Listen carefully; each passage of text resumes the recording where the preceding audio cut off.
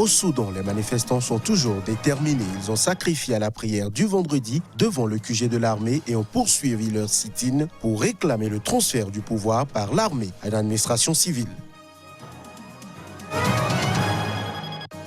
Plusieurs milliers de Libyens, dont certains arborant un gilet jaune, ont de nouveau manifesté ce vendredi à Tripoli. Objectif, dénoncer l'offensive militaire du maréchal Haftar et de la France.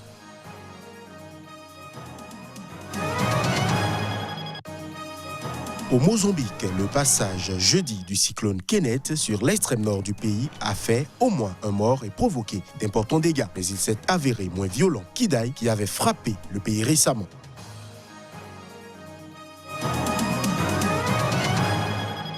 Voilà pour les titres de cette édition. Bienvenue à chacun, bienvenue à tous. Au Soudan, les manifestants sont déterminés à obtenir un pouvoir civil. Ils étaient encore des milliers à accomplir la prière hebdomadaire musulmane du vendredi devant le QG de l'armée à Khartoum. Ils ont ensuite poursuivi leur sit-in pour réclamer le transfert du pouvoir par l'armée à une administration civile.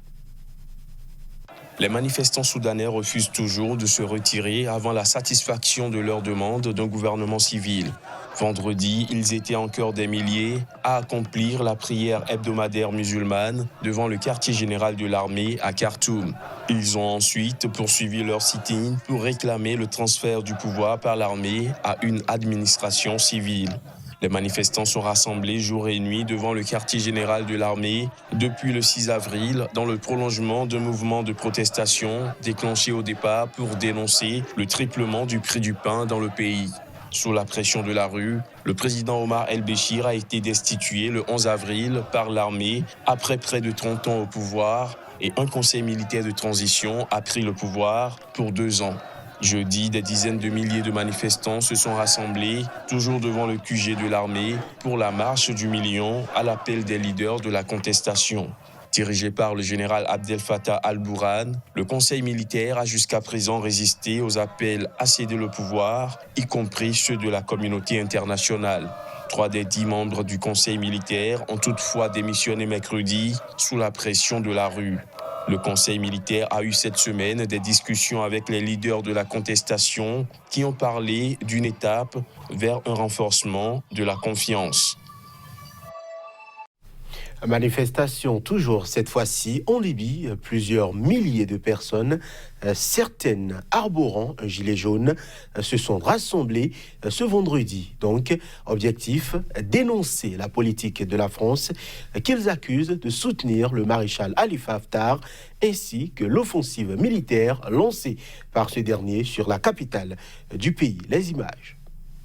Des rassemblements similaires reprenant le vêtement devenu le symbole d'une contestation lancée en France depuis mi-novembre contre le gouvernement et le président français Emmanuel Macron. C'était déjà tenu mardi et vendredi dernier sur l'emblématique place des Martyrs de la capitale libyenne. Munis de drapeaux libyens rouge, noir, vert et scandant Libye, Libye, les partisans des forces loyales au gouvernement d'union nationale GNA, reconnus par la communauté internationale, ont crié leur opposition au maréchal Haftar qui a lancé le 14 avril une offensive sur Tripoli. Je dis à M. Macron de ne pas toucher à la Libye et je demande à nos amis de France qui aiment la liberté de nous aider. Macron soutient les milices, les militaires, il soutient Haftar. Nos enfants meurent tous les jours. Il y a des enfants qui meurent. Nous sommes les fils de Tripoli et eux, ce sont les enfants de la Libye. Ils sont venus de toutes les villes pour envoyer un message et pour dire non au régime militaire, non à l'attaque d'Haftar. Nous avons mené une révolution le 17 février pour obtenir un gouvernement civil.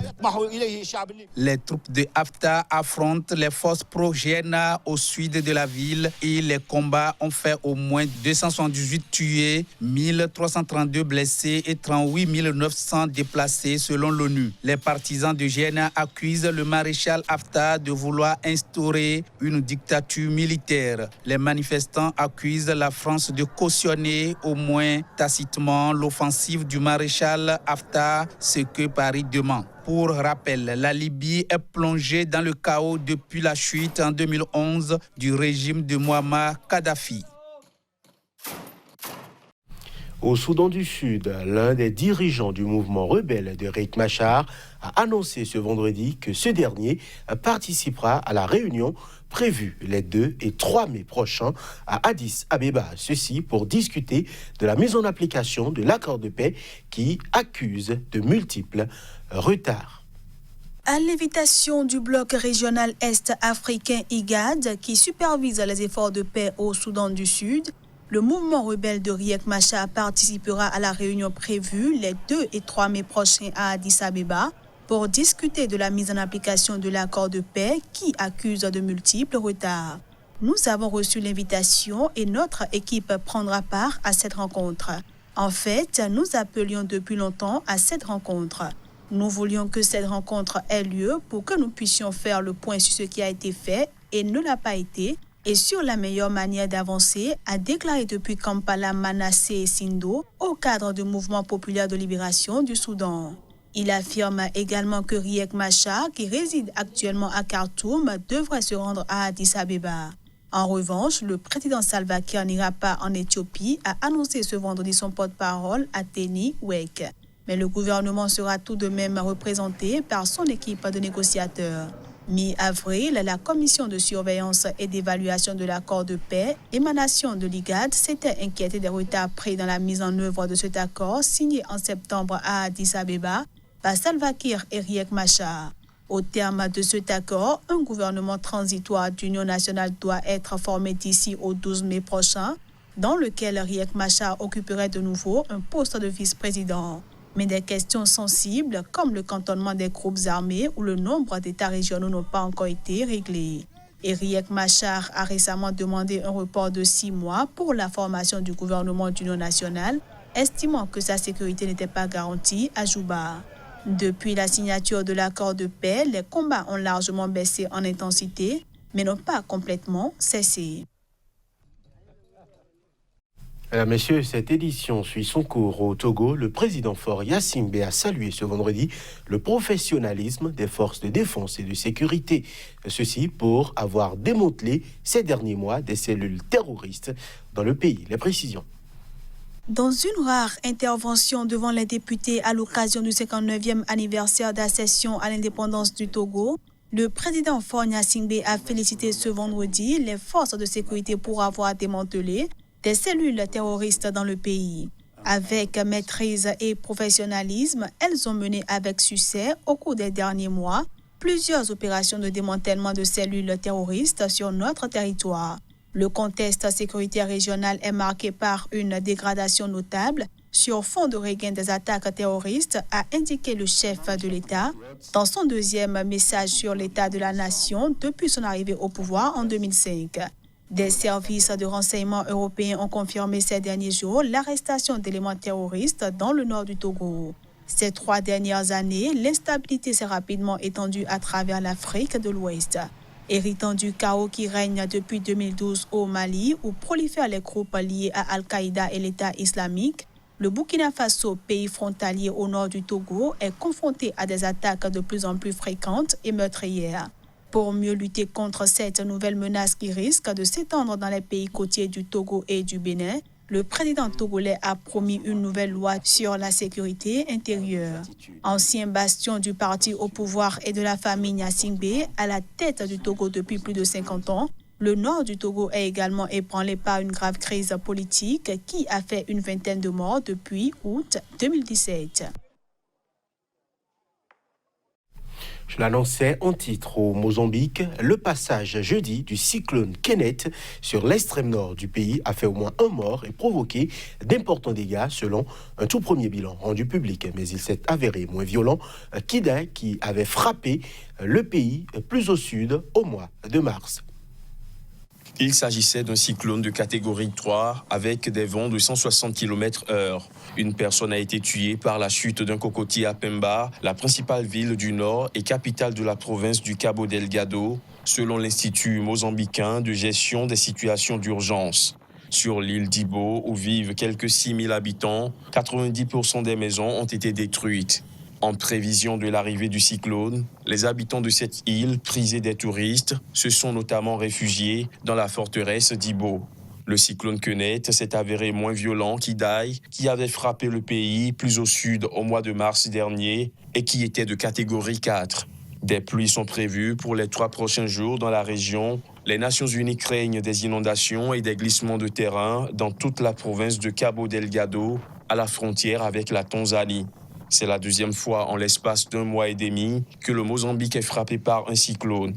Mi-mars, Idai avait noyé Beira, la 2e ville du pays, puis poursuivi sa route meurtrière vers l'ouest et le Zimbabwe voisin. Son passage avait fait plus d'1 millier de morts et des centaines de milliers de sans-abri dans ces 2 pays. Il faut dire que la région frappée par Kenneth est nettement moins peuplée.